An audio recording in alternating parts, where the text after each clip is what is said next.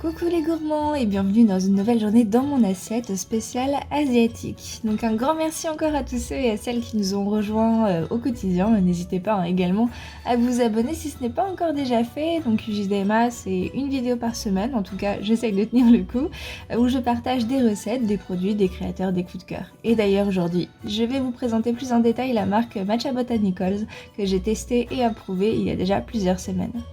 Ils ont eu la gentillesse de me faire parvenir le coffret Flamingo, donc qui est composé du matcha vert cérémonial bio, le pink matcha qui est en fait une poudre du fruit du dragon, le blue matcha qui lui est une poudre de fleurs bleues comme par exemple le pois papillon, un fouet, un bol, une cuillère en bambou et un mixeur électrique. Le fouet en bambou, c'est l'accessoire traditionnel pour fouetter le matcha, donc dans son bol qui est prévu également à cet effet, de par la forme et la hauteur, il est conçu pour pas éclabousser et libérer tous les arômes du matcha, un peu comme un bon vin. Bon, le matcha, qu'est-ce que c'est? Parce qu'on en entend beaucoup parler ces dernières années, alors je vais essayer de prendre le temps de vous expliquer ça simplement. Donc le matcha qui se traduit tout simplement par thé moulu, donc c'est une plante, une feuille, qui est cultivée au Japon essentiellement, et ici plus précisément à Iju, donc c'est à côté de Kyoto d'ailleurs qu'on a eu la chance de visiter avec mon chéri. Comment obtient-on la poudre de matcha? Donc déjà la fenêtre de récolte est courte, c'est autour du mois de mai. Il y a un filet noir qui va se dresser sur les champs quelques semaines avant la récolte pour limiter justement l'effet des UV, pour ne pas abîmer les feuilles, ni lui faire perdre sa chlorophylle et toutes ses vertus. La récolte elle va se faire à la main, le tri également, on gardera que les plus belles feuilles, et ensuite on va les sécher à la vapeur, 2 fois. Donc c'est la façon la plus douce pour pas abîmer les feuilles, ni leur faire perdre les vertus. Puis on va les moudre, donc là ça va être entre 2 meules en pierre, donc on va le faire très lentement pour pas chauffer la feuille, pour une fois encore garder toutes les vertus de cette poudre, et enfin découvrir la belle poudre verte tant convoitée. Comment reconnaître un bon matcha?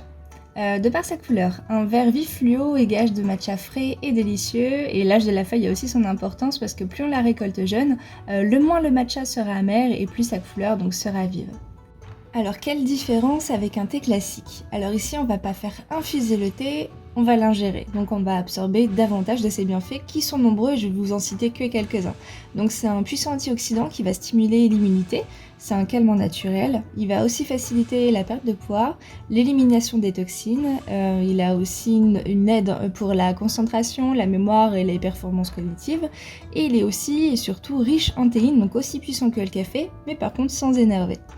Comment faire un thé matcha? Donc traditionnellement c'est un peu de poudre, un peu d'eau que l'on va fouetter énergiquement et le consommer, voilà. Sauf que nous avec notre palais d'Européens c'est pas vraiment dans nos habitudes, donc on va pouvoir l'allonger soit avec encore un peu plus d'eau ou du lait, donc qu'il soit animal ou végétal, et le boire chaud ou froid en été en rajoutant des glaçons pourquoi pas. Mais aussi, et c'est là en plus, on peut l'utiliser en cuisine pour donner un bon goût de thé aux pâtisseries tout en lui donnant une jolie petite couleur verte. Comment conserver le matcha? Donc le matcha est sensible à la lumière et à la chaleur, donc on va le garder dans sa boîte bien fermée. Et si on est en période estivale, donc très chaude, on peut tout à fait le conserver au frais, c'est même recommandé. Donc idéalement, il faudrait le consommer dans les 3 mois après la réception pour garder vraiment le meilleur du goût et de toutes les vertus. Mais il n'y a aucune restriction à le consommer au-delà des 3 mois, si ce n'est perdre un peu des qualités, mais c'est tout. Et bien voilà, vous en savez maintenant beaucoup sur le matcha, donc interrogation écrite. Alors qui d'entre vous a déjà goûté du matcha et quelle est votre recette fétiche, que ce soit en boisson ou en pâtisserie? Donc c'est pas le tout d'en parler, maintenant je passe en cuisine, donc pour le petit déjeuner je vais manger et boire du thé matcha. Donc pour commencer je vais mettre mon fouet en bambou dans de l'eau chaude, ça va permettre d'assouplir les brins et donc avoir un mélange plus efficace, et c'est à faire avant chaque utilisation de préférence. Je vais donc me préparer un porridge matcha. Donc je vais commencer par trancher une banane, car là j'ai enfin remis les mains sur mon emporte-pièce en forme de fleur, je suis trop contente. Donc j'ai pas résisté à la tentation de fleurir un petit peu mon petit déj. Donc je vais faire les petites fleurs et tout ce qui reste, les chutes, je vais les mettre dans mon bol pour les écraser. La base de mon porridge ne change pas, du flocon d'avoine avec du lait végétal que je vais faire chauffer. J'ai choisi un lait végétal soja vanille. Donc je vais fouetter un peu de matcha avec du lait végétal que je vais rajouter à la fin de la cuisson du porridge pour ne pas le cuire. On obtient déjà une belle couleur, j'adore, et alors l'odeur, vous l'avez pas? J'adore. Si vous connaissez pas le matcha, vous allez adorer. Donc je verse mon porridge dessus et je vais décorer sobrement avec de la banane et de la coco.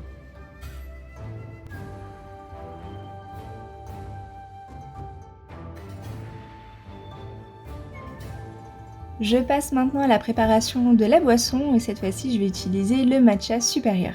Donc je vais prendre l'équivalent d'une cuillère rase que je vais rajouter dans un peu d'eau et je vais fouetter énergiquement jusqu'à ce que le mélange se mette à mousser. Ensuite je vais verser mon mélange dans ma tasse et je vais rajouter sur le dessus donc mon lait végétal chaud et je vais mélanger encore quelques instants.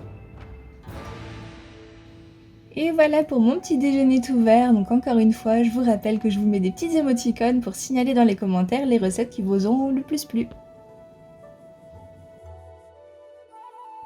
Une délicieuse salade asiatique, ça vous tente? Alors donc je vais couper une carotte en lamelles avec un économe, c'est vachement plus pratique comme ça, et je vais émincer également un demi-piment.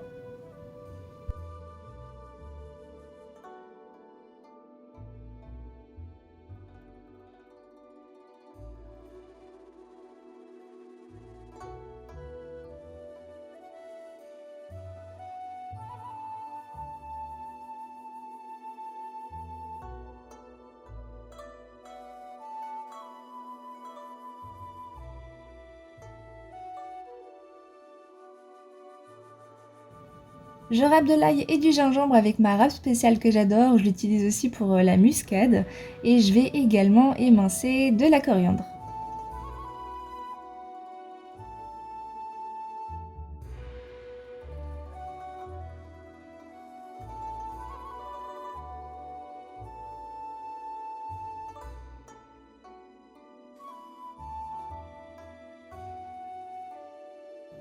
Dans une poêle chaude, je vais faire griller des graines de sésame pendant environ 1 minute en mélangeant de temps en temps. Et dans le même temps, je vais faire chauffer de l'eau pour les nouilles. Donc je réserve les graines de sésame et dans la même poêle, donc je vais faire griller du poulet auquel je vais rajouter la moitié d'ail et du gingembre ainsi que le piment.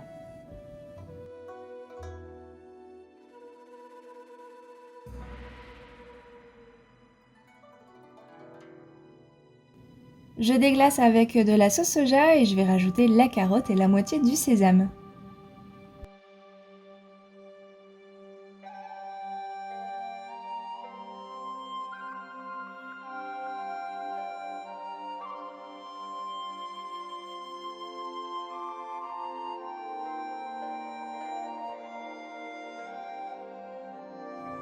Pour faire la sauce, je vais mélanger du beurre de cacahuète avec de la sauce soja et le reste de l'ail et du gingembre ainsi que de l'huile de sésame.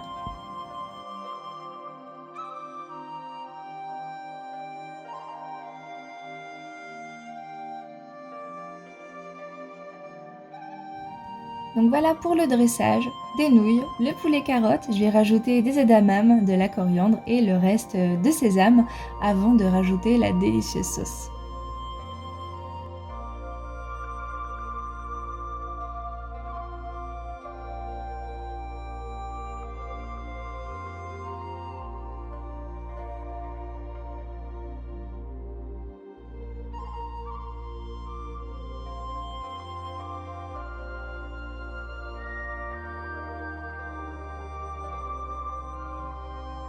Pour le goûter, je pars sur du Jelly Blue Matcha. Donc le matcha bleu, c'est en fait une fleur en pois papillon qui est séchée à la vapeur et broyée en poudre. Ok, j'ai les chats qui font la fête en dessous de moi. Avec donc le même procédé que pour le matcha originel, donc cuit à la vapeur et broyé avec la meule. Donc je vais utiliser de la gélatine, alors vraiment c'est à défaut parce que j'aurais préféré 1000 fois et je vous le conseille si vous avez utilisé de l'agar-agar.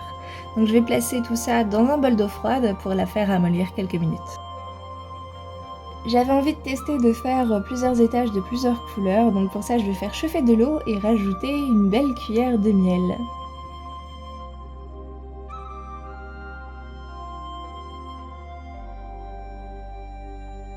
Et je vais également utiliser de la crème de coco pour les 2 premiers étages, donc je vais le placer au micro-ondes pour ramollir un peu la crème et la chauffer un petit peu pour faciliter le mélange avec la gélatine. Une fois bien mélangé, je vais donc procéder à ma première couche, donc je vais verser une louche dans mes ramequins. Donc je vais laisser prendre cette première couche au frigo pendant au moins 20 minutes et donc pendant ce temps, je vais préparer le second étage, ça va être très rapide. Donc je vais utiliser ce qui me reste de ma crème de coco et je vais rajouter donc du blue matcha à l'intérieur et bien mélanger avec le feu électrique. Je vais donc ensuite verser cette deuxième couche sur le premier étage et je vais de nouveau laisser prendre au frigo pendant 30 minutes cette fois. Je prélève une louche de mon eau au miel dans lequel je vais rajouter le bleu matcha et bien mélanger avec le feu électrique. Donc là c'est ma base que je vais utiliser et que je vais séparer en deux. L'un que je vais garder bleu, donc je vais rajouter mon eau au miel sur le dessus. Et le deuxième qui ressemble pour le moment à s'y méprendre, je vais rajouter du jus de citron dessus, ce qui va faire que la préparation va se transformer en un beau violet.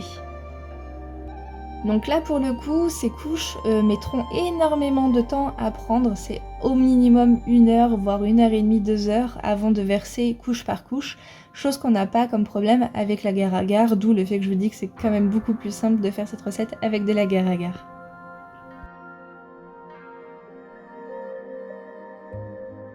Pour le repas du soir, je vais préparer du bœuf pak choi avec l'Owen qui me tient compagnie. Donc je vais émincer le chou pak choi et je vais également râper une carotte.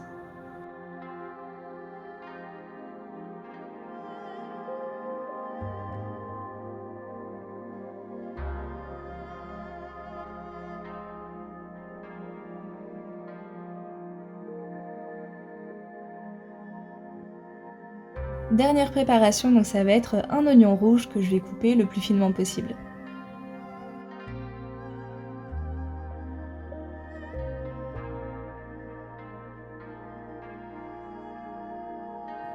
Pour la sauce, je vais mélanger de la sauce soja avec de la mayo.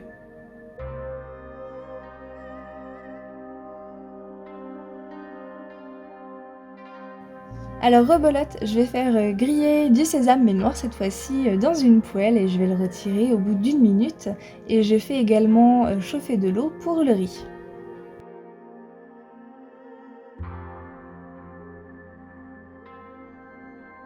Donc dans la même poêle, je vais rajouter de l'huile et l'oignon rouge et je vais également rajouter de l'ail et du gingembre et ensuite je vais rajouter le bœuf.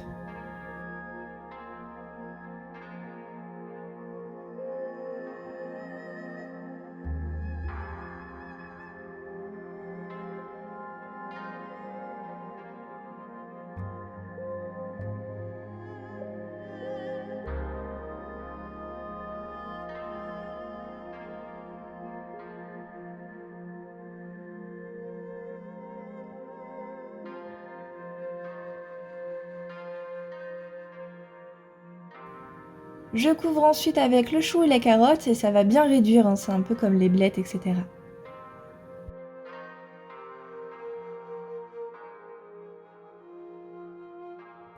Je rajoute de la sauce soja et de l'huile de sésame pour finir la cuisson.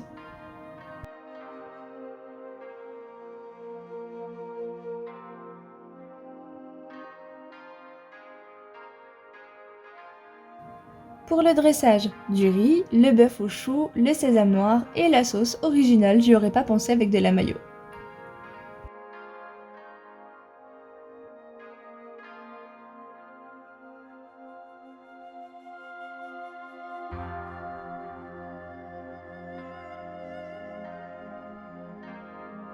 Et bien voilà les gourmands, donc c'était la dernière recette du thème asiatique pour cette vidéo, donc j'espère que ça vous aura plu et on se retrouve très vite pour une prochaine vidéo.